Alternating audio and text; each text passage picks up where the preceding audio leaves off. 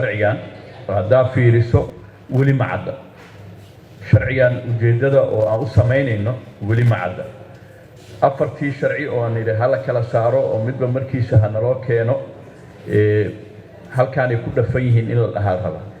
weligay abad intaan baarlamaan ku jiray sanadkii 12aad ii dhammaanayo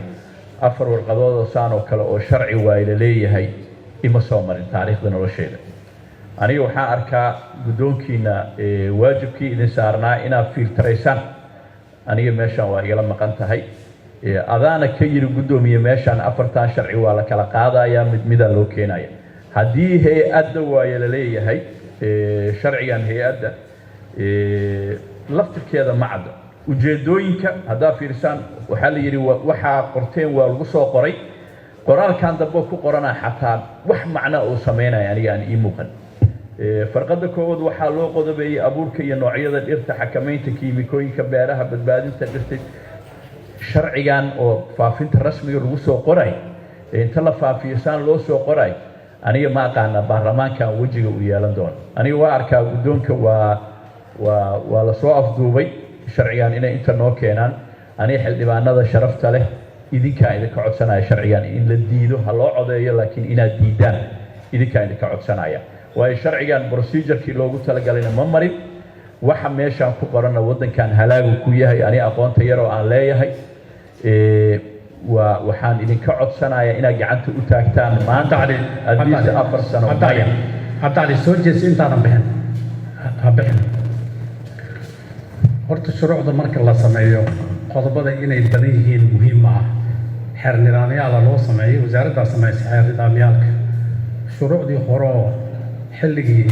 8 iyo 9 markaa dib ugu noqotid shuruuc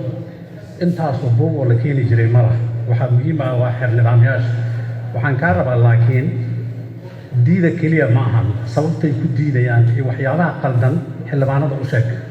waxaa u sheegayaa afar buugaa loo idiin qaybiyey xildhibaano afar buugaa la idiin qaybiyey afarta buug mid walba wasaaraddu markay soo diyaarisay sharci ku soo diyaarisay afartii buug walba wixii ku qornaa halkaan ma ku qornaa haddaa fiirisaan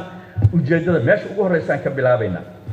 qodobka afaraad wasaaradda say u qortay iyo sida ayaga guddiga ay u soo qoreen iyo sida hadda annaga dooda markiina la geliyey waxay ku yaallaan bogga labaad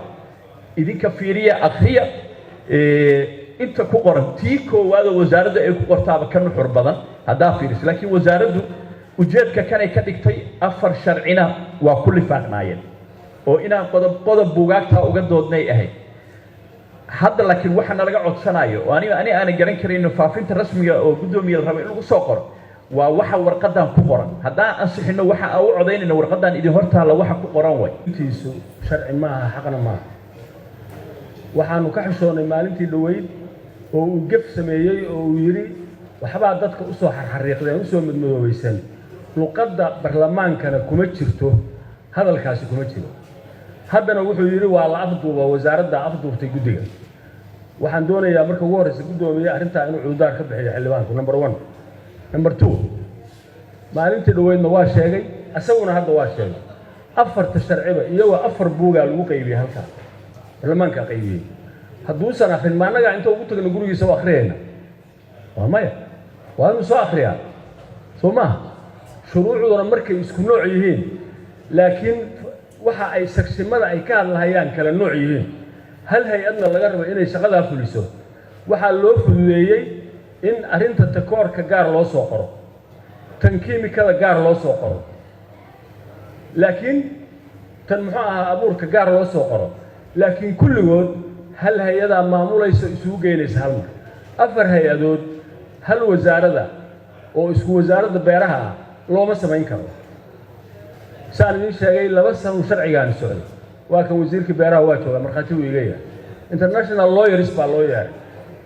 in sidaa loo qoro oo marka hore afar buug loo soo kala qoro kabacdina lagu soo jimciyo halkan maadaama waxa aynu ka hadlaynaa waa hay-addii ee ka hadli mayno hay-addii muxuu ahaa bacrintee keenaysaa iyo teebay mamnuucaysaa iyo muxuu ahaa abuurkeebay fasaxaysaa maaha waxaan ka hadlaynaa hay-adda SARS baan ka hadlaynaa waxaan ka hadlaynaa Somalia Agricultural Research and Investigation Services hay-ad la yiraahdo ama hay-adda badbaadinta beeraha hay-addaas hadday ilaa hadda dhici laadahay xildhibaanka macnaheedu waxa weeye xildhibaanku homeworkiisina ma soo qaadan waxaase ka sii daran hadduusanba mawduuca fahmin mawduucaana sidaan hore u sheegay waa mawduuc particular ah oo muxuu ahaa technical ah hadduu fahmi waayo de anugu ma fahamsiin karo waa nasiib darro weeye xildhibaanada waxaan ka codsanaynaa inaan la carqaladaynin oo aan la raacin carqaladda xildhibaan muxuu ahaa saaxiibkay cabdi cali ee la gudbiyo cunnadii soomaaliyeed weeye hay-addii dadka soomaaliyeed caafimaadkeeda sugi lahayd weeye waana ka xumahay dadka soomaaliyeed ha la baktiyo in xildhibaan ka mid a xildhibaanada hortooda ka yidhaahdo oo yaan la ansixin yidhaahdo aad iyo aad baa umahadsantahay shirkadda World Remit waxay ku daafurtay adeeggeeda xawilaadaha ee Soomaaliya hadda si ammaan ah ayaad lacag ugu diri kartaa qoyskaaga iyo asxaabtaada ku nool wadankii hooyo ku soo biir malaayiin macmiil adduunka ah oo lacagaha si fudud oo ku habboon ugu dira dadka ay jecel yihiin soo dejiso noocii u dambeeyey ee barnaamijkeena aaladda telefoonka ama booqo worldremit.com geli xaddiga lacagta iyo faahfaahinta qofka aad u dirayso lacagtiina way dirsantay bixin maysid wax khidmad ah saddexda lacag dirasho ee kugu horeeya adeegga World Remit adigoo isticmaalaya koodka 3FREE